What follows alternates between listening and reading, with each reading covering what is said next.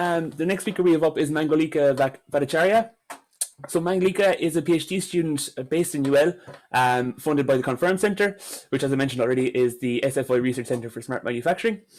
Mango has she's a master's by research in applied mathematical modelling, and she currently works on creation of machine learning models for sensor data fusion to facilitate the determination of key performance indicators in biomedical process modelling. So Mango's talk is AI, eyes and machines. So I'll hand over to you, Mangolika, when you're ready. Hi everyone. I'm Mango, and this is my talk. And let's start. When we think about future, we think of people like this. However, when I think of future, I think it would be designed by people like this. Engineers, and not just because I am one. Let me share you why I think so. An engineer, scientist, and researcher could be the next big thing. So machines have always been great for us and have done amazing things. But we are now in the middle of a revolution. Machines are becoming intelligent. I like to think machinery automation like our human body. We see with our eyes, that is sensing. We move with our hands and legs, that is actuation. And we process with our brain, which is process control. Over the past few decades, machines have only been like the actuation part. We have added sensors to the machine as well, but machines miss the key thing of intelligence. Now the fourth industrial revolution is bringing life into machines. Now, why do we call it the fourth? We actually had 3 industrial revolutions before this. Let's go back a bit in the history. The idea of machine actually first came with the invention of a wheel. It had a profound effect on human economy and society. The first wheels, however, were not used for transportation. Evidence indicates that they were created to serve as potter's wheel around 3500 BC in Mesopotamia, 300 years before someone figured out how to use them in chariots. With centuries, the wheels evolved into different forms of machines. The first industrial revolution, or Industry 1.0, was the invention of steam machine, that is the mechanization of water and steam power. What produced before threads on simple spinning wheels, the mechanized version achieved 8 times the volume in the same time. Instead of weaving looms powered by muscles, steam engines could be used for power. Developments such as trains brought about further massive changes because humans and goods could move from great distances in fewer hours. Industry 1.0 started around the mid-18th century and lasted till about 1830.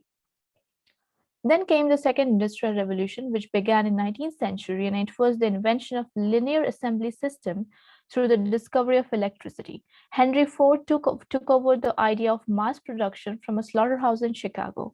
The pigs hung from conveyor belts, and instead of one butcher cutting the whole animal, each butcher performed only a part of the task of butchering the animal. Henry Ford carried over these principles into automobile production and drastically altered it in the process. The third industrial revolution began in the 1970s in the 20th century through partial automation using memory programmable controls and invention of computers. Since the introduction of these technologies, we are now able to automate an entire production process without human assistance. The fourth industrial revolution, which we are currently in, is a way of describing the blurring of boundaries between physical, digital, and biological worlds. It's a fusion of advances in artificial intelligence, robotics, and Internet of Things, 3D printing, and many other technologies. It's the collective force behind many systems and products that are fast becoming indispensable to modern life. Think of GPS system that suggest fastest route to a destination, voice-activated virtual assistants such as Apple Siri, personalized Netflix recommendation, and Facebook's ability to recognize your face and tag you in a friend's photo. Customers today are experiencing personalized experiences. Collecting quality data is more important for business than ever. The changes are so profound that from the perspective of human history, there has never been a time of greater promise or potential peril. As AI began to impact the workforce and automation replaces some existing skills, we are seeing an increased need for emotional intelligence, creativity, and critical thinking, and the need for repetitive and constrained jobs are diminishing. Now you might say, yeah, all great, but do we need more? How does this really help us? For them, I would say, imagine about a helicopter stuck in the middle of a jungle in Africa. The help is several hours away, or you may not be able to contact help at all. Well, what if I say the helicopter analyzes itself and tells you the process on where and how you can fix it with an emergency set of tools? The idea may seem far fetched, but it truly is not. The rise of AI has developed smart machines with the help of data and computer programming, like the way I talked about machines developing a brain. A fault in a machine can now be solved by the machine itself, correcting the way of its operation. Imagine the concept of self-driving car. Tesla's autopilot uses 8 cameras to provide 360-degree visibility. LiDAR sonar uses pulse laser waves to amp the distance to the surrounding object in real time. A forward-facing radar with enhanced processing provide additional data about the world to be able to see through heavy rain, fog, dust, and even the car ahead. Driverless cars solve problems like traffic delays, driver error, etc. My own research area is smart manufacturing and industry, where we are using data from machine to correct faults in the product intelligently. This is the future as we get a massive increase in safety, quality, and reduced waste.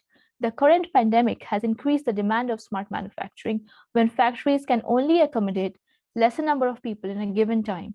And a very big part of smart manufacturing is adaptive manufacturing, when the machine learns itself from the available data on how to perform.